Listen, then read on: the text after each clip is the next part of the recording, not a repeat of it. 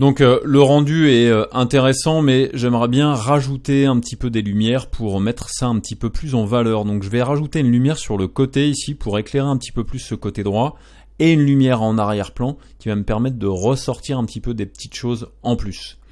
Pour ça, donc, je vais utiliser la lumière rectangulaire, tout ce qu'il y a de plus basique. Donc je clique là-dessus, ma lumière est créée. Je vais tout de suite l'appeler Light. Je l'appelle Front, c'est vraiment la lumière de devant. Pour la positionner, je vais tout simplement aller dans les options de panel, je fais Look Through Selected, et là je vais reculer, et ce que je veux c'est vraiment créer une lumière qui va se trouver, voilà, peut-être un petit peu sur le côté, ici, comme ça. Je vais ensuite passer en vue de perspective, et je vais augmenter les dimensions de cette lumière. Donc maintenant qu'elle est sélectionnée, ici j'ai les options de la dimension, et je peux mettre par exemple une dimension de 15 cm ici par exemple, et une dimension de 30 ici. Alors c'est peut-être un peu beaucoup, je vais peut-être mettre moins, je vais mettre 20 et peut-être 10. Voilà, comme ça sera pas mal.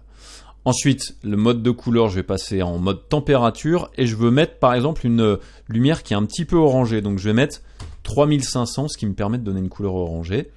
Ensuite, les unités, je vais les mettre en lumens et les lumens, je vais les mettre à 3000 et on va regarder ce que ça donne. Donc je vais retourner dans ma cam VRay, je vais ouvrir mon VRay Frame Buffer, donc là j'ai fait une sauvegarde de juste avant, donc je vais relancer un rendu, on va regarder ce que ça donne. Et là regardez, ce que ça m'apporte de plus, c'est cet éclairage sur le côté ici qui me permet d'avoir quelque chose d'un petit peu plus chaud. Par contre c'est peut-être un petit peu trop intense à mon goût. Ce que je vais faire c'est que je vais baisser son intensité, je vais peut-être passer à quelque chose à 1500 lumens par exemple, ce qui va m'éviter d'avoir quelque chose de trop éclairé. Voilà, je veux vraiment juste une petite nuance dans l'image, pas quelque chose de trop fort. Voilà, là comme ça c'est pas mal. Maintenant ce que je veux faire c'est donc créer une lumière que l'on appellera une backlight. Donc je vais faire la même chose, je clique ici, ce qui me permet de créer donc cette backlight. Je fais la même chose que tout à l'heure, panel, Look Through Selected, et là je veux vraiment créer ma lumière qui va être vraiment derrière ici, positionnée à peu près par là.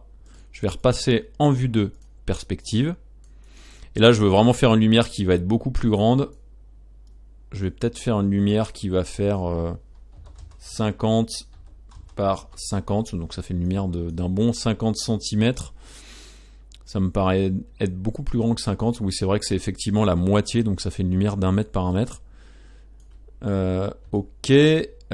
Au niveau de la couleur, je vais laisser température pour avoir une couleur légèrement bleutée. Au niveau du multiplicateur, ici, je vais mettre plutôt quelque chose aux environs des 10 000 lumens. Peut-être positionner un petit peu différemment en utilisant l'outil de déplacement, l'outil de rotation. Je repasse dans ma vue de cam et je vais refaire un rendu pour voir ce que ça donne. Donc là par exemple j'ai la lumière ici est visible, je n'ai pas forcément envie qu'elle soit visible, donc ce que je vais peut-être faire c'est la rendre invisible tout simplement. Par contre à mon sens elle n'est pas suffisamment éclairante, je vais peut-être lui mettre 20 000. Je vais ensuite aller dans les options et je vais lui demander d'être invisible, voilà, comme ça on ne la verra pas. Ensuite dans les subdivisions ici je vais passer les subdivisions de cette lumière là à 32, je vais faire pareil dans celle de devant, je vais passer à 32, je relance un rendu. Donc pour l'instant le gain de cette lumière en arrière-plan est pas flagrant, mais ce sera tout à l'heure quand on utilisera le shader que ce sera un petit peu plus intéressant. Ensuite, il y a des petites choses au niveau du rendu que l'on pourrait améliorer, notamment peut-être passer dans une qualité de rendu un peu meilleure. Et ce que l'on va faire aussi, c'est augmenter, rajouter des informations d'illumination globale qui seront intéressantes aussi dans cette image-là. Donc c'est ce que l'on va faire tout de suite dans la leçon suivante.